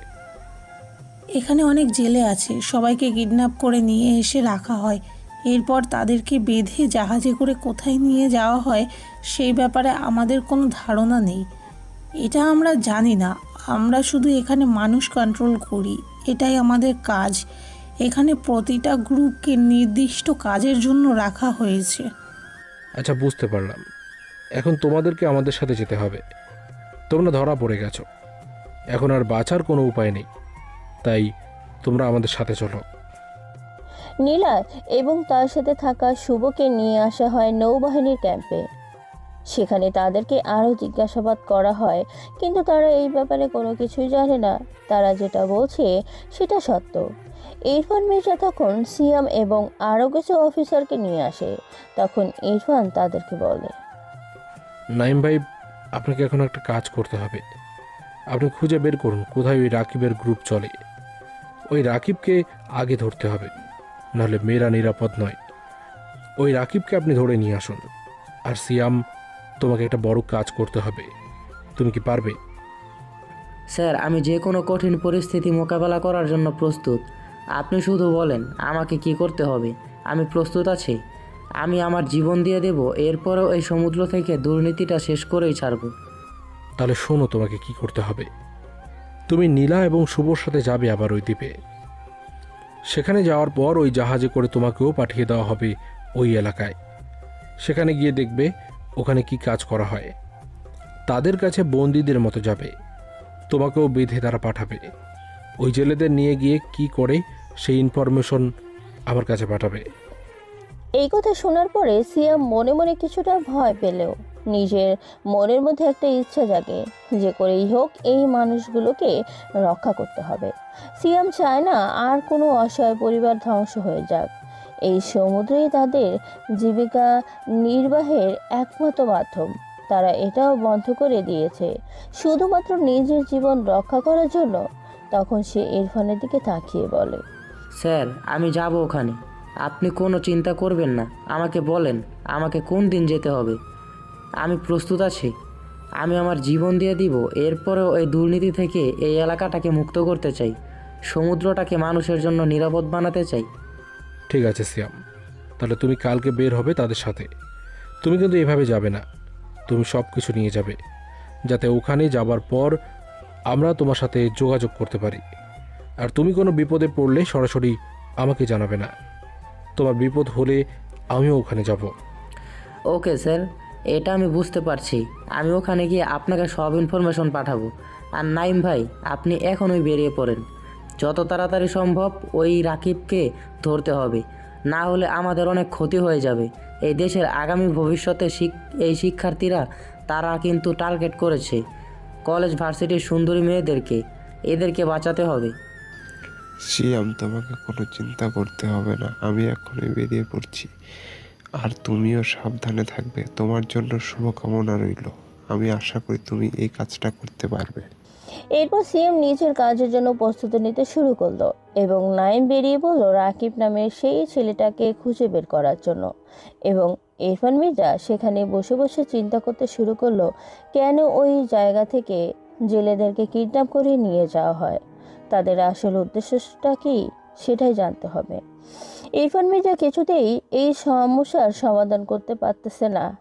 তাকে সরকারের পক্ষ থেকে বিশেষভাবে এই কাজের জন্য নিয়োগ দেওয়া হয়েছে, কারণ অনেকেই আগে এই কাজ সমাধান করতে এসেছে। যতজন এসেছে তারা আর কোনোদিন ফিরে যায়নি, তাই ভয় কোনো এই অফিসার এলাকায় আসতে চাইতো না এই দায়িত্ব নিয়ে। কিন্তু ইরফান কোনো দিন নিজের দায়িত্ব অবহেলা করেনি। সে নিজের কাজের প্রতি এতটাই দায়িত্বশীল যে সে নিজের ইচ্ছায় এই জায়গায় এসেছে। ওইদিকে পরের দিন ভোরে রাত চলে গেল বাসায়। যাওয়ার পর দেখতে পেল সবাই অনেক খুশি তার কাজ দেখে। সে নিজে অনেক বেশি খুশি হলো, কারণ এই মানুষগুলোর সাথে সে জীবনের সবচেয়ে সুন্দর মুহূর্তগুলো কাটাচ্ছে। এদিকে আদিবা মনে মনে শুধু এখন রাজকে চিন্তা করতেছে। রাজকে নিয়ে চিন্তা করতে করতে সে বুঝতে পারে সে রাজের প্রেমে পড়ে গেছে। সে অনেক আগেই রাজের প্রেমে পড়েছে, তবে সেটা সে বুঝতে পারেনি। এই কয়েকদিন রাজকে নিয়ে চিন্তা করতে করতে সেটা উপলব্ধি করতে পেরেছে। কিন্তু রাজ একটা মাঝি ছেলে, তার কোনো পরিচয় নেই। সে এই বাসায় আশ্রয় নিয়ে থাকে। তার সাথে কি তার পরিবারের লোকজন মেনে নেবে আদিবাকে? আদিবা এসব চিন্তা করছিল। বিকালবেলা রাজ ঘুম থেকে উঠে চলে গেল বাড়ির পেছনের বাগানে। সেখানে গিয়ে দেখতে পেল আদিবা দাঁড়িয়ে আছে। আদিবাকে এই অবস্থা দেখে সে আবারও কিছুক্ষণ চুপচাপ তাকিয়ে থাকলো। মেয়েটাকে যত দেখে ততই সে অবাক হয়ে যায়, এত সুন্দর সে। রাজ তখন চুপচাপ পেছনে গিয়ে দাঁড়ায়। আদিবা পেছনে কারো উপস্থিত টের পেয়ে যখন ফিরে তাকিয়ে রাজকে দেখলো, তখন একটা মুচকি হাসি দিয়ে বলল, সত্যি রাজ, তোমাকে নিয়ে যত চিন্তা করি ততই অবাক হই। তোমাকে আমরা কত অপমান করলাম, এরপরও তুমি সুযোগ পেয়েও আমার কাছ থেকে প্রতিশোধ নিলে না, আমাকে ওখান থেকে বাঁচালে। এখন তো মা তোমার সাথে ভালো ব্যবহার করছে, তোমার কেমন লাগছে? রাজ কিছুক্ষণ চুপ করে থাকলো। আদিবার এরকম ব্যবহার তার কাছে বড্ড অদ্ভুত লাগতেছে। সে মানিয়ে নিতে পারছে না এই ব্যবহারের সাথে। তখন সে বলল, আমি আসলেই ব্যাপারটা মানিয়ে নিতে পারছি না। আর আগে আমি কোনোদিনও তোমাদের ব্যবহারে কষ্ট পাইনি, বরং তোমাদের ব্যবহার আমার খুব আপন লাগতো। কারণ আপন মানুষগুলোই শাসন করে আবার ভালোবাসে। তোমরা আমাকে এখানে কত আপন করে নিয়েছ, আমি সেগুলোই চিন্তা করতাম। তোমাদের এরকম ব্যবহারে আমি কোনোদিনও কষ্ট পাইনি। রাজ, তুমি এরকম করেই মানুষের আপন হয়ে যাও, এটা কি তুমি বুঝতে পারো? তোমার এইরকম ব্যবহারে কেউ তোমার প্রতি মুগ্ধ হয়ে বসে আছে, সেটা কি তুমি চিন্তা করেছো? আদিবা, তুমি কি বলছো? আমি তো কিছুই বুঝতে পারছি না। আমি জানি না রাজ আমি কি বলছি, তবে আমি এই মনে হয় তোমার প্রেমে পড়ে গেছি। তোমার কথা চিন্তা করতে করতে এই দুদিন আমি তোমাতেই মুগ্ধ হয়ে গেছি। তোমার কথা আমি সব সময় চিন্তা করি। আমি চোখ বন্ধ করলেই তোমাকে আমার চোখের সামনে দেখতে পাই। আমি জানি না এই অনুভূতিটা কিসের, তবে আমার মনে হচ্ছে আমি তোমাকে ছাড়া অপরিপূর্ণ। যদি কোনোদিন আমি তোমার সামনে দাঁড়াই, তোমার সাথে চিরদিন থাকার প্রতিশ্রুতি নিতে চাই, তাহলে কি তুমি আমাকে মেনে নিবে? রাজ এই কথা শোনার পর কিছুক্ষণের জন্য স্তব্ধ হয়ে গেল। সে কি জবাব দেবে বুঝতে পারছে না। তার কাছে সব কিছু অদ্ভুত মনে হচ্ছে। সে আর এখানে দাঁড়িয়ে থাকতে পারবে না। এই প্রশ্নের জবাব সে কিভাবে দিবে? সে কিছুক্ষণ চুপচাপ দাঁড়িয়ে থাকলো। আদিবা তার কাছে আবারও জানতে চাইল, আমি জানি রাজ, আমি তোমার সাথে অনেক খারাপ ব্যবহার করেছি। তুমি হয়তো আমাকে মেনে নিতে পারবে না, কিন্তু বিশ্বাস করো, আমি আগে একটা অহংকার নিয়ে বসেছিলাম। আমার কাছে মনে হতো তুমি আমাদের বাসায় থেকে আমাদেরকে ডিস্টার্ব করছো, কিন্তু এখন আমার কাছে মনে হয় তুমি এই বাসায় না থাকলে এই বাসাটা অপূর্ণ থেকে যেত। সত্যি বলছি, আর কোনোদিন কোনো খারাপ ব্যবহার করব না। তুমি কি আমাকে মেনে নেবে? আমি তোমাকে সত্যিই ভালোবাসি রাজ। রাজ আর কিছু বলতে পারলো না, সেখান থেকে চলে আসলো। আদিবা তখন এইরকম ব্যবহারে ভীষণ কষ্ট পেল। সে কান্না করতে শুরু করলো সেখানে দাঁড়িয়ে। সে ভাবছে রাজ হয়তো তাকে ভালোবাসে না, পছন্দ করে না, কিন্তু সে রাজকে সত্যিই ভালোবেসে ফেলেছে। সেটা তাকে পাগল করে দিচ্ছে। আদিবা কান্না করতে করতে নিজের রুমে চলে গেল। এরপর দরজা বন্ধ করে কান্না করতে শুরু করলো। রাজ, আমি কি এতটাই খারাপ? আমি তো বলেছি আমি ভুল করে ফেলেছি, তাহলে তুমি কেন আমাকে ক্ষমা করতে পারছো না? আমার পেছনে কত ছেলেরা ঘুরে, কিন্তু আমি কাউকে দেখার পরে কোনোদিন পাগল হইনি, কিন্তু তোমাকে নিয়ে এই কয়েকদিন চিন্তা করেই আমি তোমার প্রেমে পাগল হয়ে গেছি। আমি জানি না তুমি আমাকে কোনোদিন মেনে নেবে কিনা, তবে আমি তোমাকে ছাড়া আর কাউকে আমার জীবনে কল্পনাও করতে পারি না। এখন তো আমার বেঁচে থাকার একমাত্র অবলম্বন তুমি। আমি জানি না কোনোদিন আমি তোমাকে পাবো কিনা, তবে আমি চেষ্টা করে যাব। এইদিকে রাত চিন্তা করতে শুরু করলো। আদিবা তাকে ভালোবাসে এটা সে মেনে নিতে পারছে না। সে আদিবাকে ভালোবাসে, কিন্তু আদিবার প্রশ্নের উত্তর দিতে পারলো না। তার কাছে কেন জানি মনে হচ্ছিল যে এই মানুষটা তাকে এত অপমান করে নিল, এতদিন তার বাসায় রাখলো, সেই মানুষটার সাথে সে কিভাবে বেইমানি করবে। এমনিতেই সে অভিনয় করে বসে আছে রফিক সাহেবের সাথে, এর মধ্যে যদি আরও বেইমানি করে তাহলে মানুষটা হয়তো তাকে চিরদিন অকৃতজ্ঞ হিসেবে মেনে রাখবে। এটা সে কোনোদিনও চায় না। সে মাথায় হাত দিয়ে বসে রইল রুমের মধ্যে। ওইদিকে পরের দিন শুভ এবং নীলাকে নিয়ে সিয়াম বেরিয়ে পড়লো সেই দ্বীপে, যেখানে যাবার পর আরও কিছু অফিসার সেখানে ছদ্মবেশ নিয়ে দাঁড়িয়ে থাকলো, যাতে নীলা এবং শুভ বেইমানি করতে না পারে। একটু পরে সেখানে একটা ছোটোখাটো জাহাজ চলে আসলো, সেখানে তাদেরকে বেঁধে দেওয়া হলো। সিএম সেখানে ওঠার পর ইরফানের কাছে কল করলো। তার কানের মধ্যে ব্লুটুথ লাগানো। সে ফোন করতেই তাড়াতাড়ি করে ফোন ধরলো ইরফান।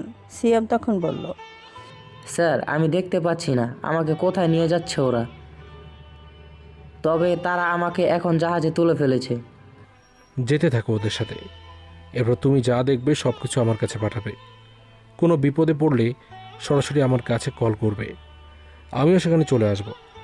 আর তোমার কাছে তো লোকেশন ট্র্যাকারটা আছে, তুমি কোন লোকেশনে আছো সেটা আমরা দেখতে পাবো, চিন্তা করো না। Okay sir. এরপর সিএমকে নিয়ে যাওয়া হলো প্রায় 3 ঘন্টা পর একটা জায়গায়। সেখানে দেখতে পেল আরও একটা ছোট দ্বীপ। এইরকম চারিদিকে শুধু পানি। সেখানে তাকে তোলা হলো। সেখানে তোলার পর দেখতে পেলেও অনেক মানুষ, সবাই কম বেশি বাঙালি, কিছু অন্য দেশের মানুষও আছে। সিএম এবং বাকিদের টেনে নিয়ে যাওয়া হলো একটা লোকের সামনে। সেখানে নিয়ে যাওয়ার পর সিএমের চোখের বাঁধন খুলে দেওয়া হলো। সবাই কান্না করতে শুরু করলো। সে ওদের সাথে তাল মিলিয়ে কান্না করে যাচ্ছে, যাতে কেউ বুঝতে না পারে সে অভিনয় করছে। তখন সামনে থাকা লোকটাকে দেখে সে অবাক হয়ে গেল, কারণ লোকটা হচ্ছে দেশের একজন নামকরা মানুষ। সেখানে আরও কয়েকজন বিদেশি লোককে দেখতে পেল। তখন লোকটা তাদের দিকে তাকিয়ে বলতে শুরু করলো, আজকে থেকে তোদের বন্দি জীবন শুরু। আজকে থেকে তোরা আমার কথা মতোই কাজ করবি। যদি আমার কথা মতো কাজ না করিস তাহলে তোদের সবাইকে শেষ করে ফেলবো। আর এখান থেকে পালানোর চিন্তা করবি না, কারণ তোদের সাথে সবসময় আমার গার্ড থাকবে। যদি পালানোর চেষ্টা করিস তাহলে সমুদ্রে তোদের মরতে হবে। আর এই এলাকা থেকে তোরা কোথাও যেতে পারবি না, কারণ আমরা তোদের এমন একটা এলাকায় নিয়ে এসেছি। কথাটা শোনার পর বাকিরা সবাই কান্না করতে শুরু করলো। অশিক্ষিত মানুষ অসহায়ত্বের কারণে মাছ ধরে জীবনযাপন করত, তাদেরকে এইরকমভাবে বন্দি করে আনা হবে হয়তো তারা কল্পনাও করতে পারেনি। তখন সিএম সেই লোকটার দিকে তাকিয়ে বলল, আপনারা কেন এরকম করছেন? আমাদেরকে কেন এখানে নিয়ে এসেছেন? আর আমাদের বন্দি করে কি করবেন? আমরা তো লেখাপড়া জানি না, কোনো কিছু জানি না, আমাদেরকে বন্দি করে আপনাদের কী লাভ? এই ছেলে, তোর এত বড় সাহস কি করে হলো? তুই আমার মুখের উপর কথা বলিস? আর আমাদের লাভ লসের ব্যাপারটা কি সেটা তুই কয়েকদিন পরেই বুঝতে পারবি। এখানে থাক, আস্তে আস্তে সব বুঝে যাবি। তোরা এই ছেলেটাকে আজকে আর খাবার দিবি না। আমার মুখের ওপর কথা বলার সাহস ওর কী করে হলো?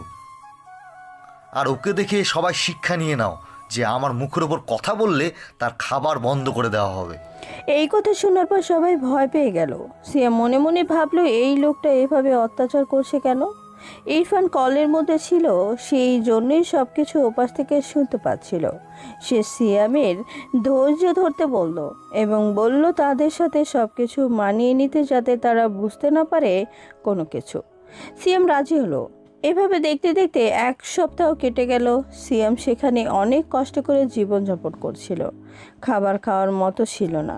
প্রতিদিন অনেক মানুষকে নিয়ে আসে, আবার অনেকের লাশ ভেসে যায় সমুদ্রের ঢেউয়ে।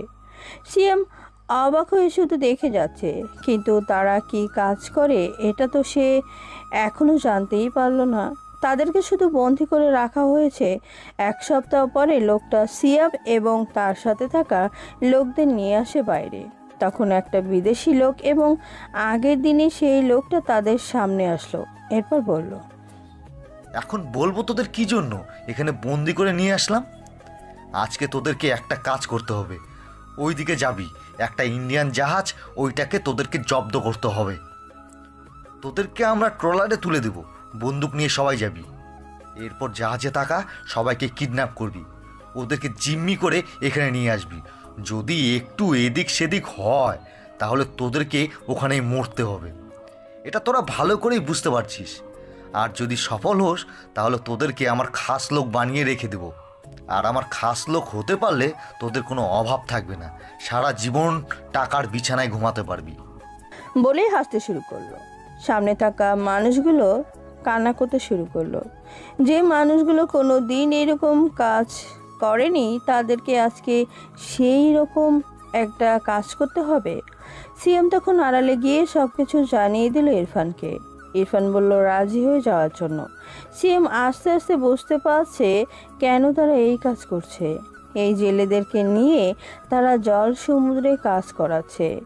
সিএম তাদের কথা মতো ট্রলারে উঠে গেল। এরপর তারা দূরে থাকা একটা জাহাজকে আক্রমণ শুরু করলো। জাহাজে থাকা নাবিকেরা তাদেরকে প্রতিহত করার চেষ্টা করলেও তারা নিজেদের জীবন দিয়ে হলেও জাহাজটাকে জিম্মি করতে চাইলো, কারণ এটা করতেই হবে, না হলে তাদের সবাইকে মরতে হবে।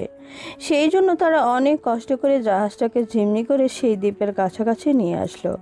সেখানে আসার পর বন্দি করা হলো নাবিকদের। সিয়ামের সাথে থাকা লোকজনকে খাবার দেওয়া হলো।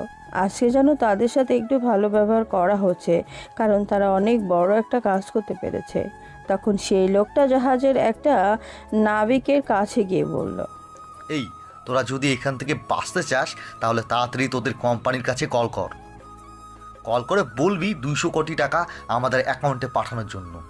যদি টাকা না পাঠায় তাহলে তোদেরকে সহ এই জাহাজে সব কিছু আমি উড়িয়ে দেব।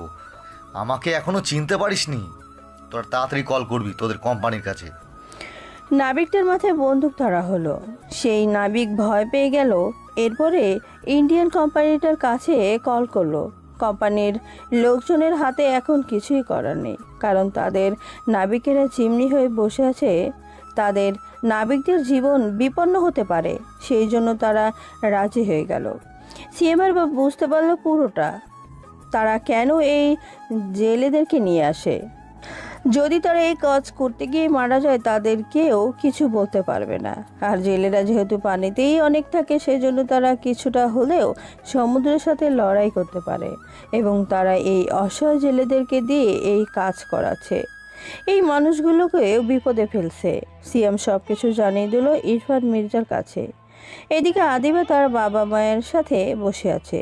সে তার বাবা মাকে সব কিছু খুলে বলছে রাজের ব্যাপারে। তখন রাতের বেলা রাজ এখনও ডিউটি থেকে ফিরেনি।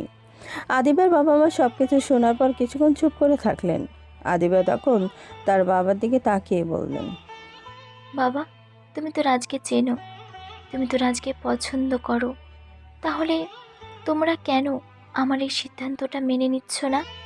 আমি তাকে সত্যি ভালোবাসি, কথা দিচ্ছি কোনোদিন তার সাথে কোনো অন্যায় করব না। আমি অনেক সুখে থাকবো তার সাথে, বিশ্বাস করো। তোমরা প্লিজ ওকে মেনে নাও। এই কথা শোনার পর আদিবার মা প্রথমে কিছুটা রাগ করলেও পরে ভাবলেন এখন তো রাজের চাকরি আছে, তাহলে আপত্তি করার কি আছে, তার মেয়ে তার কাছেই থাকবে। তখন তিনি কিছু বললেন না, তার স্বামীর সিদ্ধান্তের অপেক্ষা করলেন। রফিক সাহেব নিজের মেয়ের মাথায় হাত বুলিয়ে দিয়ে বললেন, আমি এটা নিয়ে অনেক চিন্তায় ছিলাম। আমি ভেবেছিলাম হয়তো তুমি রাজি হবে না। আমি অনেক আগেই সিদ্ধান্ত নিয়ে রেখেছিলাম, কিন্তু বলতে পারিনি, কারণ তোরা মা আমি মিলে যা শুরু করছিলি। তবে আজ আমার অনেক বেশি খুশি লাগতেছে। আমার মেয়ে আমার মনের কথা বুঝতে পেরেছে। আজকে রাজ ফিরে আসলে আমি তার সাথে কথা বলবো, তোদের বিয়ের ব্যবস্থা করব। আদিবা খুশি হয়ে গেল, তার বাবাকে জড়িয়ে ধরলো।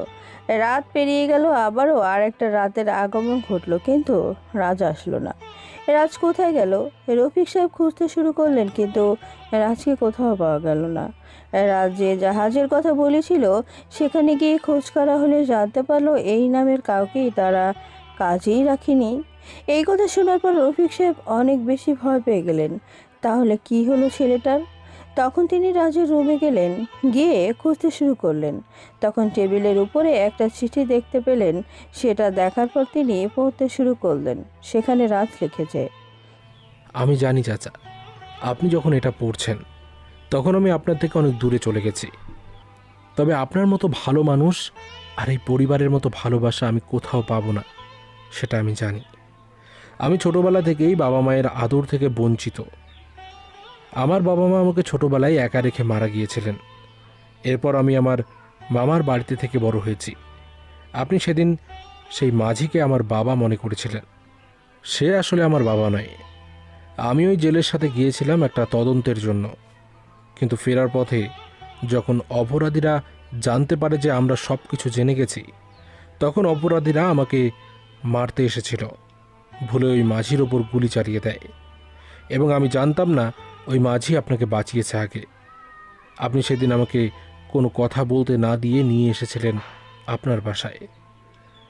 আমারও তখন একটা থাকার জায়গার দরকার ছিল, কারণ আমি যদি নৌবাহিনীর ক্যাম্পে থাকতাম তাহলে হয়তো এইভাবে ছদ্মবেশ নিয়ে অপরাধীদেরকে ধরতে পারতাম না। আমি কিছু অপরাধীদেরকে ধরার জন্য এখানে এসেছিলাম। আর আপনার রাজ নামের যাকে চেনেন, সে আসলে রাজ নয়, secret commando officer Irfan Mirza. আমি জানি আমি আপনাদের সাথে বেইমানি করেছি, কিন্তু বিশ্বাস করেন আমার কোনো ইচ্ছে ছিল না। আমার ইচ্ছে ছিল সব সত্যি কথা বলে দেওয়ার, কিন্তু আপনাদের ব্যবহার এবং সব কিছু দেখে আমি আপনাদের কাছে থেকে গিয়েছিলাম। আমি জানি না এই কথাটা বলার ঠিক হবে কি না, তবে আমি আদিবাকে ভালোবেসে ফেলেছি। সে আমাকে বলেছে সেও নাকি আমাকে ভালোবাসে, কিন্তু আমি এখনও তাকে অ্যাকসেপ্ট করিনি, শুধুমাত্র একটা কারণেই। আমি যে কাজে এসেছিলাম সেটা এখনও সফল করতে পারিনি। এই কাজ সমাধান করার জন্য আমাকে যেতে হবে কয়েকদিনের জন্য সমুদ্রের মধ্যে। জানি না ফিরে আসতে পারবো কি না। যদি ফিরে আসি তাহলে আপনাদের কাছে ফিরে আসব। আমি জানি না আপনারা আমাকে কিভাবে নেবেন, তবে আমি আসব আমার ভালোবাসা আপনাদের কাছ থেকে চাওয়ার জন্য। যদি আমার ভালোবাসা আমার কাছে ফিরিয়ে দেন তাহলে আপনাদের কাছে কৃতজ্ঞ থাকব। এমনিতেই আপনারা আমার জন্য যা করেছেন তার জন্য আমি চিরকৃতজ্ঞ। আমাকে ক্ষমা করে দেবেন। এটি আপনাদের ভালোবাসার রাজ ওরফে ইরফান মির্জা। এগুলো পড়ার পরে হাত কাঁপতে শুরু করলো রফিক সাহেবের। তিনি ভাবতেও পারছেন না এতদিন থেকে এইরকম একজন মানুষকে তিনি রেখেছেন তার বাসায়। আদিবা এবং তার মা অবাক হয়ে গেল। তারা এত বড় একজন মানুষের সাথে এত খারাপ আচরণ করলো, কিন্তু লোকটা তাদের সাথে কিছুই করলো না। তারা তখন একে অপরের দিকে শুধু তাকিয়েছিল।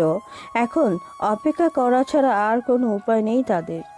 ওদিকে সমুদ্রের সেই দ্বীপের উপর হেলিকপ্টার ঘুরতেছে, অপেক্ষা করতেছে সেই আসল মানুষটার আসার। একটু পরে স্পিরিট বোট করে সেখানে চলে আসলো বিদেশি কয়েকজন লোক এবং তাদের অপেক্ষাকৃত সেই মানুষটা আর কেউ নয়, একজন বিখ্যাত ব্যবসায়ী এবং জাহাজ কোম্পানির মালিক রাজীব চৌধুরী। তখন হেলিকপ্টার ল্যান্ড করলো সেই দ্বীপের মধ্যে এবং আশেপাশে বেশ কয়েকটা ট্রলার এসে থামলো। সেখান থেকে নৌবাহিনীর কর্মকর্তারা নামতে শুরু করলো। তখন লোকগুলো অবাক হয়ে গেল। সেখানে অনেক মানুষ ছিল, সবাই আক্রমণ করতে শুরু করলো। হেলিকপ্টারের দরজা খুলে নামার আগে হেলিকপ্টারের উপরে কয়েকটা গুলি এসে লাগলো। হেলিকপ্টার থেকে নামতে ইরফান মির্জার হাতে গুলি ঠুকে গেল, কিন্তু ইরফানের টার্গেট এখন শুধু একজন, রাজীব চৌধুরী। তাকে যে করেই হোক ধরতে হবে। সে এগিয়ে যেতে শুরু করলো রাজীবদের দিকে। তার হাত থেকে রক্ত গড়িয়ে পড়তেছে, কিন্তু সেই দিকে তার কোনো খেয়াল নেই। চারিদিক থেকে গোলাগুলি চলতেছে, আর অসহায় বন্দি মানুষগুলো তাদের জীবন বাঁচানোর একটা উপায় পেয়ে গেছে। সেই জন্য তারা ঝাঁপিয়ে পড়ল অস্ত্র ছাড়াই সেই বন্দুকধারীদের উপর। অনেকজন তো সেখানেই লাশ হয়ে গেল। তবে একে একে সবাই ধরা পড়ল। রাজীব চৌধুরীর গলা চেপে ধরে ভেতরে বসে আছে ইরফান। রাজীব চৌধুরী চিৎকার করতেছে, কারণ তার পিঠের উপর পাথর রেখে দিয়েছে সিয়াম। সিয়াম তখন ইরফান মির্জার দিকে তাকিয়ে বলল, স্যার, আপনার হাত থেকে রক্ত পড়তেছে। আপনি জাহাজে চলুন, আপনাকে কিছু লাগিয়ে দিতে হবে, না হলে আপনার হাত থেকে রক্ত পড়ে গিয়ে আপনার ক্ষতি হয়ে যেতে পারে। গুলি কি এখনও ভিতরে আছে নাকি বেরিয়ে গেছে? না সিয়াম, আমাকে কোথাও যেতে হবে না। এই রক্ত পড়লে আমার কিছুই হবে না, আর গুলি ছিদ্র করে বেরিয়ে গেছে। এখনও এই লোকটার সাথে আমার অনেক হিসেব বাকি আছে। এরকম লোককে ছাড়া যাবে না। সিয়াম তখন সেই পাথরের উপরে পাড়া দিয়ে উঠে দাঁড়ালো। এরপর রাজীব চৌধুরীকে ইরফান জিজ্ঞেস করতে শুরু করলো, বল, তোরা কেন এই কাজ করেছিলি? এত বড় একটা কোম্পানির মালিক হওয়ার পরেও কেন এই জঘন্য কাজে জড়িয়ে পড়েছিস? স্যার, আমাকে ছেড়ে দিন। আমি আর কোনোদিন এরকম কোনো কাজ করব না। লোভে পড়ে গিয়েছিলাম, সেই জন্য এরকম কাজ করেছি। এই যে মানুষগুলোকে দেখতে পাচ্ছেন, ওরা আমাকে প্রস্তাব করেছিল এই কাজ করার জন্য।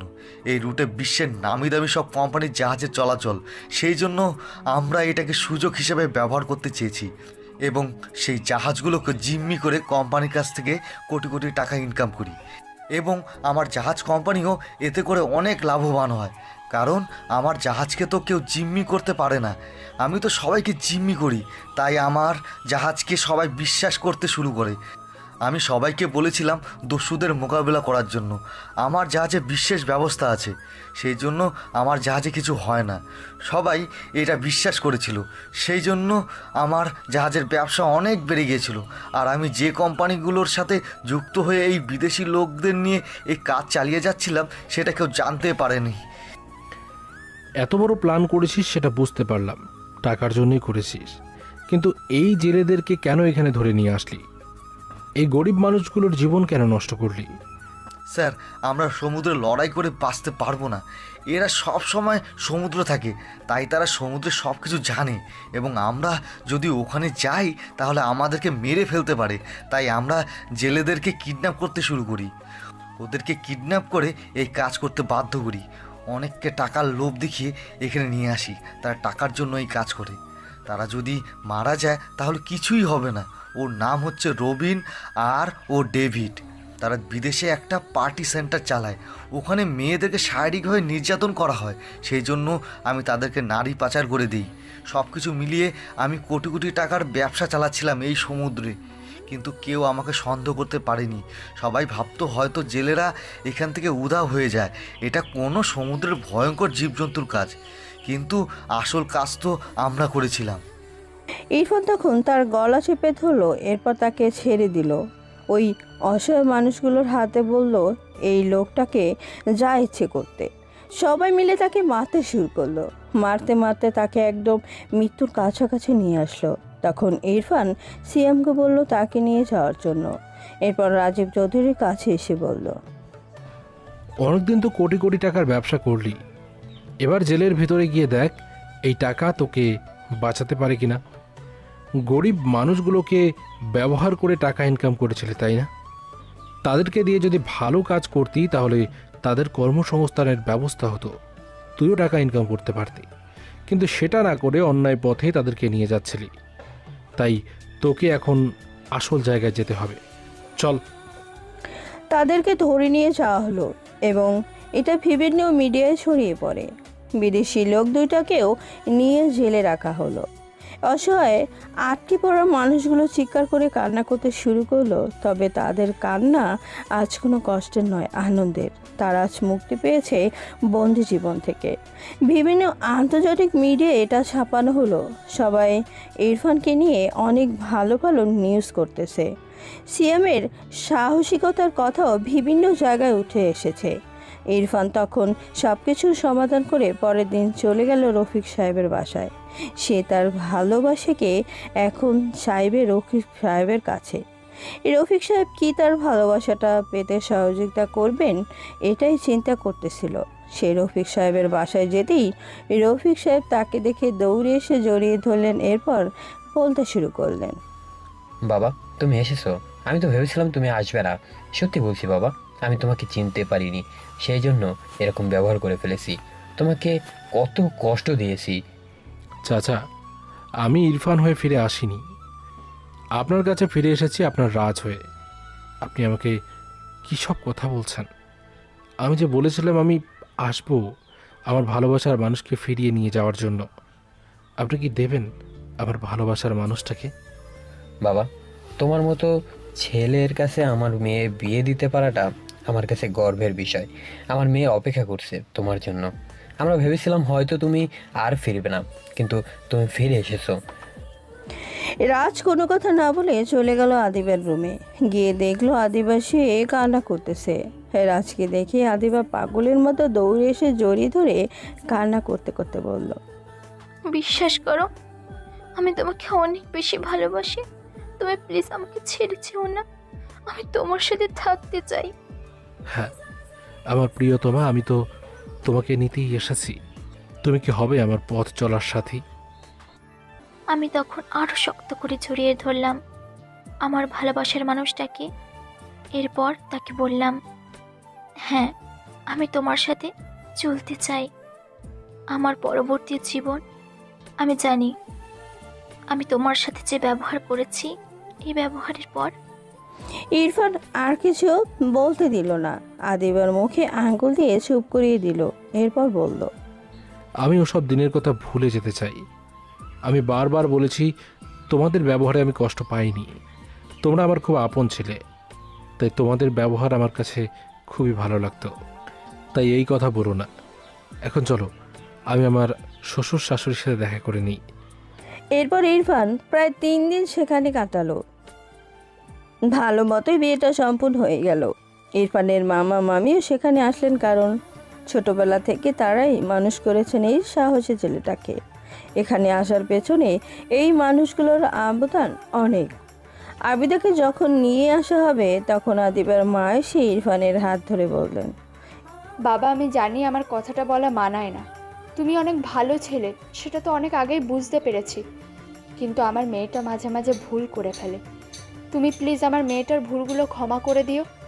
আমি আমার মেয়েটাকে সুখী দেখতে চাই, এবং আমার মেয়েটা তোমার কাছে গেলেই সব থেকে সুখে থাকবে, এটা আমার বিশ্বাস। এরপরেও মা হিসেবে আমার একটাই কথা, তুমি আমার মেয়েটাকে কষ্ট দিও না কোনো দিন। কথা দিলাম মা, জীবনের শেষ নিঃশ্বাস পর্যন্ত আপনার এই কথা মেনে চলার চেষ্টা করব। আমি নিজের জীবন দিয়ে দেব, এরপরেও তাকে কোনোদিন কান্না করতে দেব না। এরপর তারা চলে আসলো ইরফানের বাসায়। ইরফানের অনেক সুন্দর একটা বাসা আছে, যেখানে আসার পর আবিদা অবাক হয়ে গেল, এত সুন্দর আর এত বড় বাসা। আর ইরফান তাদের সেই ছোট্ট বাসায় কত আনন্দের সাথে দিন যাপন করছে, সে এখনো বুঝতেই পারেনি এই মানুষটাকে। 1 সপ্তাহ পরে একটা আন্তর্জাতিক সম্মেলনে তাদেরকে সম্মাননা প্রদান করা হবে, সেই জন্যই ডাকা হলো। নৌবাহিনীর অনেকজন কর্মকর্তা এবং ইরফানকে সম্মাননা প্রদান শেষে বক্তব্য দেওয়ার জন্য দেওয়া হয়।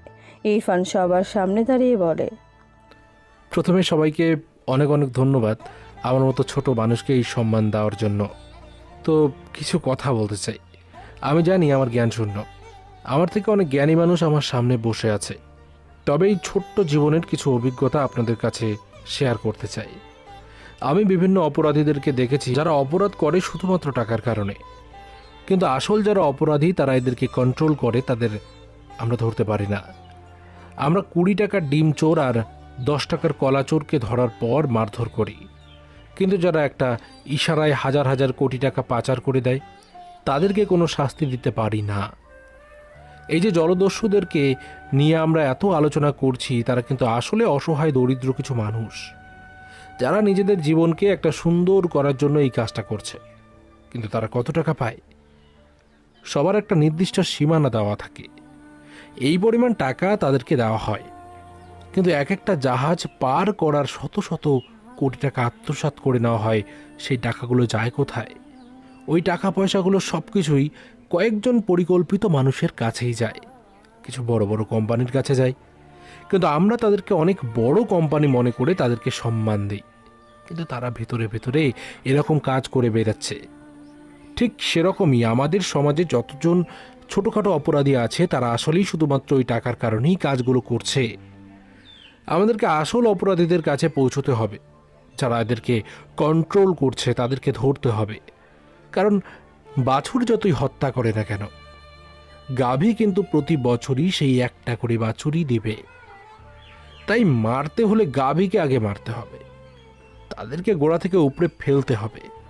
এই জন্য শুধু আইন শৃঙ্খলা বাহিনীর সদস্যদেরকে দায়িত্ব নিলে চলবে না, প্রতিটি মানুষকে দায়িত্ব নিতে হবে। এই যে মানুষগুলো এই অন্যায় কাজের সাথে জড়িয়ে পড়ল, তারা কি ইচ্ছে করে এই অন্যায় কাজের সাথে জড়িয়ে পড়েছে? না, তারা দরিদ্র সীমার একদম নিচে বসবাস করত। জীবনযাপনের কোনো উপায় তাদের কাছে ছিল না। আমরা যারা টাকা পয়সাওয়ালারা, তারা কি একদিনও খবর নিয়েছি?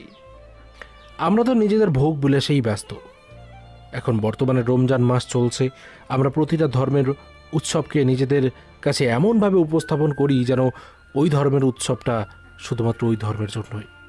হ্যাঁ, স্বাধীন রাষ্ট্রে সে নিজের মতো যে কোনো ধর্ম পালনের অধিকার রাখে, কিন্তু সবার আগে আমরা মানুষ হিসাবে মানুষের প্রতি আমাদের একটা দায়িত্ব আছে।